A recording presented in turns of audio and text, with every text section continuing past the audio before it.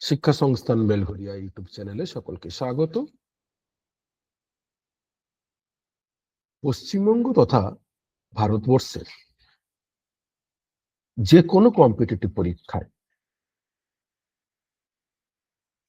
আমাদের ভারতবর্ষের সংস্কৃতি ও ঐতিহ্যের কিছু বিষয় সর্বদা প্রশ্ন আকারে থাকে। আজকে আমরা শিক্ষা সংস্থানের পক্ষ থেকে ইন্ডিয়ান কালচার অ্যান্ড আর্টস এই টপিকের উপরে কিছু গুরুত্বপূর্ণ আপকামিং WBSSC গ্রুপ CD বা রেলওয়ে গ্রুপ ডি এই যে এক্সামগুলো সেখানে যে প্রশ্নগুলো খুবই ইম্পর্টেন্ট তা আজকে আমরা কয়েকটা আলোচনা করব। যেমন পশ্চিমবঙ্গের নৃত্যরূপ ও সংশ্লিষ্ট জেলা।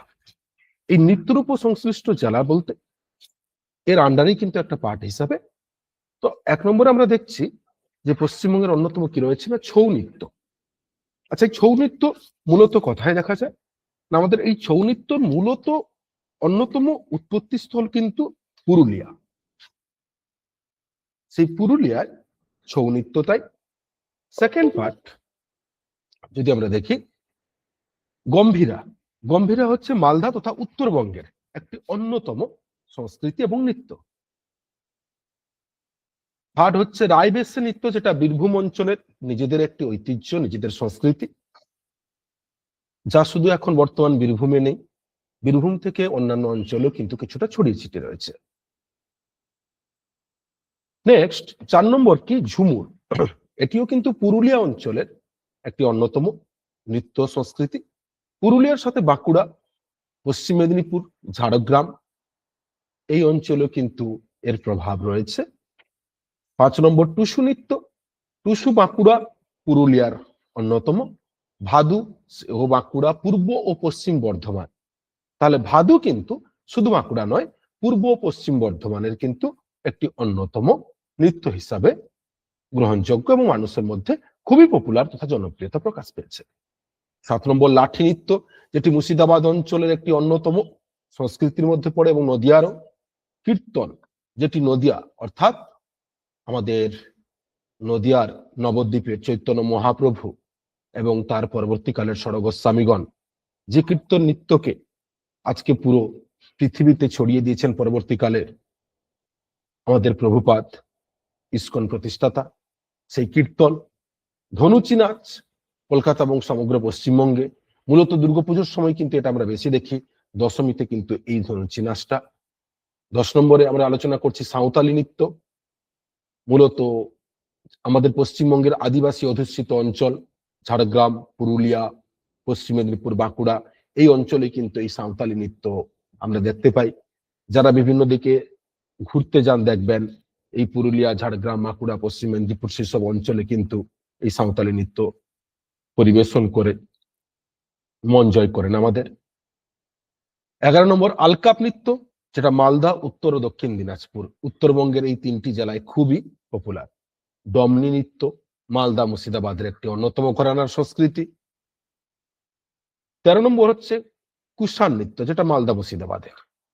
গাজন, কে না জানে শিবের গাজন, একটি বিখ্যাত গানও আছে। অর্থাৎ চৈত্র মাসে শিবের গাজন হয় এবং সেই গাজন উপলক্ষে নৃত্য। এটা শুধু বর্ধমান, হুগলি, নদিয়া নয়, পশ্চিমবঙ্গের প্রত্যেকটি জায়গায় কিন্তু এই শিবের গাজন খুবই জনপ্রিয়। চড়ক, এও কিন্তু তাই ওই শিবের গাজন উপলক্ষে, অর্থাৎ সেই সময় এই চড়ক নৃত্য হয়। হাওড়া, হুগলি, বর্ধমান শুধু নয়, অন্যান্য অঞ্চলে কিন্তু এর যথাযোগ্য ছড়িয়ে রয়েছে। 16 নম্বর কালীগাজন নৃত্য, নদিয়া মুর্শিদাবাদের অন্যতম একটি নৃত্য এবং সংস্কৃতি পরম্পরা। 17 নম্বর বলার নৃত্য, যেটি কোচবিহার অঞ্চলে। 18 নম্বর রাভা নৃত্য, জলপাইগুড়ি অঞ্চলের একটি অন্যতম তাদের নিজস্ব সংস্কৃতি। 19 নম্বরে রাজবংশী, যেটা কোচবিহার এবং জলপাইগুড়ি রাজবংশী সম্প্রদায়ের মধ্যে এই নৃত্য সব থেকে জনপ্রিয়। লেপচা, যেটা মূলত দার্জিলিং এর,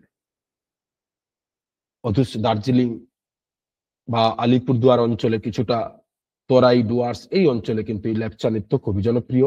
নেপালি লোকনৃত্য, মারুনি, দার্জিলিং, কালিম্পং এই অঞ্চলে কিন্তু এর জনপ্রিয়তা রয়েছে। 22 নম্বরে গোয়ালিনী নৃত্য, যেটা উত্তর দিনাজপুরের একটি অন্যতম, সারি নৃত্য মুর্শিদাবাদ অঞ্চলের, বাউল বীরভূম নদিয়া শুধু নয়, পশ্চিমবঙ্গের সর্বত্র এখন বাউলের কিন্তু পরম্পরা চলছে। কে না ভালোবাসে বাউল গানকে। চৈতন্য লীলা ভিত্তিক নৃত্য, এও নদিয়া।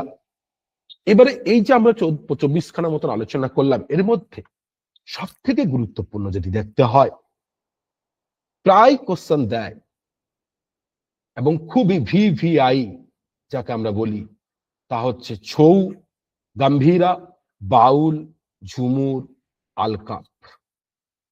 তাই প্রত্যেককে বলবো, যারা পরীক্ষার্থী, যারা ফর্ম ফিল আপ করেছেন গ্রুপ সিডি, এসএসসি কিংবা রেলওয়ে, তাদের কাছে কিন্তু এটি খুবই ইম্পর্টেন্ট একটি টপিক।